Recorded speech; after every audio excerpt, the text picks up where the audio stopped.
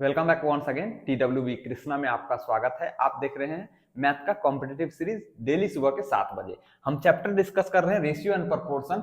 कल हमने इसी तरह का क्वेश्चन करवाया था। उसमें क्या था, क्वाइन जो दिया हुआ था वो रुपए और पैसे दोनों में दिया हुआ था और टोटल अमाउंट रुपए में दिया हुआ था। तो फिर हमने वहां पे चेंज क्या किया था, जो पैसे में क्वाइन का वैल्यू दिया हुआ था उसको रुपए में कन्वर्ट करके प्रोपोर्शनलिटी कांस्टेंट x मान करके हमने सॉल्व किया था। यहाँ पे जो भी क्वाइन है वो सभी रुपए में ही दिया हुआ है और टोटल अमाउंट दिया हुआ है इतना रुपए। तो इस तरह के क्वेश्चन को हम एग्जाम में कैसे सॉल्व करेंगे ये हम देखते हैं। फ्रेंड, पहले मैं आपको बता दूं कि आप कॉम्पिटिटिव सीरीज देख रहे हैं, कम से कम लैंग्वेज लिखेंगे और दो चीज आपको करना है अगर सिलेक्शन के लिए पढ़ रहे हैं।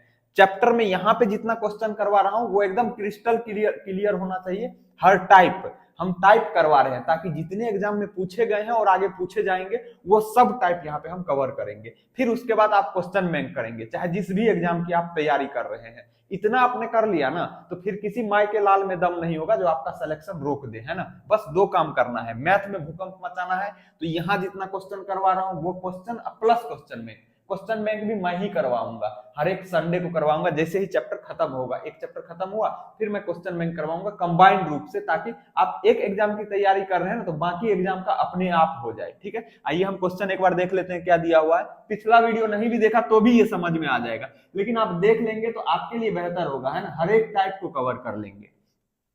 अ bag contents RS5, RS2 and RS1 rupees coin. मतलब एक बैग में 5 रुपए का सिक्का है, 2 रुपए का सिक्का है और 1 रुपए का सिक्का है। And the ratio of number of coins is 4:6:9। और जो क्वाइन की संख्या है उसका रेशियो दिया हुआ है। मतलब 5 रुपए के क्वाइन के लिए 4 यूनिट होगा, तो 2 रुपए के क्वाइन के लिए 6 यूनिट और 1 रुपए के क्वाइन के लिए 9 यूनिट होगा। क्योंकि रेशियो में दिया हुआ है तो हम या तो प्रोपोर्शनलिटी कांस्टेंट x मान लेंगे तो 4x, 6x और 9x हो जाएगा रेस्पेक्टिवली। आगे क्या दिया हुआ, if the value of all coins is RS 410। और अगर सभी क्वाइन मिला करके उसका वैल्यू रुपए का बनता है 410 रुपया, then find the number of RS 5 rupees coin. तो 5 रुपए के क्वाइन की संख्या कितनी है ये हमें बतानी है। ठीक है, तो यहाँ पे 5 रुपए के क्वाइन, 2 रुपए का क्वाइन और 1 रुपए का क्वाइन दिया हुआ है। ये किस रेशियो में है, 5 रुपए के क्वाइन 4:6:9। प्रोपोर्शनलिटी कांस्टेंट हम x मान लेते हैं। तो 5 रुपए के क्वाइन की संख्या 4x, 2 रुपए के क्वाइन की संख्या 6x और 1 रुपए की क्वाइन की संख्या 9x हो जाएगा। कह रहा है टोटल वैल्यू कितना है इन सबको मिलाने के बाद। इस क्वाइन से जो रुपया बना, इस क्वाइन से जो रुपया बना और इस क्वाइन से जो रुपया बनेगा, उन सबको जोड़ने के बाद 410 रुपया बन रहा है।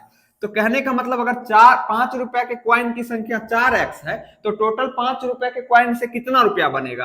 अब मैं ऐसे समझो, अगर 5 रुपए के क्वाइन हमारे पास 2 हो तो टोटल रुपया कितना बनेगा, 5 दूनी 10 रुपया। उसी तरह 5 रुपए का क्वाइन अगर हमारे पास 6 हो तो कितना रुपया बनेगा, गुना कर देते हैं 30। तो यहाँ पे 5 रुपए का क्वाइन कितना है, 4x है ना। तो 4x को 5 से गुना करेंगे तो कितना हो जाएगा, 5 चौके 20x। उसी तरह यहाँ 2 रुपए के क्वाइन की संख्या कितनी है, 6x। तो कितना रुपया बनेगा इससे, तो 6 को 2 से गुना करेंगे 12x। फिर उसी तरह 1 रुपए के क्वाइन से कितना रुपया बनेगा, 9 को 1 से गुना करेंगे 9, तो 9x। अब ये अमाउंट निकल गया कितना रुपया बन रहा है किस क्वाइन से। तो इन सबको अगर हम जोड़ देंगे तो ये कितने के बराबर हो जाना चाहिए, 410 रुपया के बराबर। क्योंकि यही सभी रुपया मिलकर 410 रुपया हुआ है ना। टोटल क्वाइन का वैल्यू दिया हुआ है 410। अब जोड़ेंगे तो कितना हो जाएगा यहाँ पे, 12, 20, 32, 32, 9, 41। तो 41x बराबर 410। यहाँ से x का वैल्यू निकल गया 410/41। काटेंगे एक बार में 1 को 0 10, तो कितना आ गया, x का वैल्यू 10 आ गया। पूछा क्या जा रहा है, then find the number of RS 5 coin. तो 5 रुपए के क्वाइन की संख्या कितनी है, तो ये क्वाइन की संख्या ये है ना, ये 4x, 6x और 9x। तो 5 रुपए के क्वाइन की संख्या कितनी है, 4x।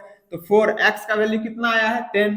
तो 4 गुना 10 बराबर 40। तो 5 रुपए के क्वाइन की संख्या कितना हो जाएगा, 40। कौन सा ऑप्शन है, ऑप्शन बी। उसी तरह अगर 2 रुपए के क्वाइन की संख्या पूछा जाता तो क्वाइन की संख्या कितनी है, 6x। तो 6 गुना x का वैल्यू कितना है, 10। तो 10 छाके 60।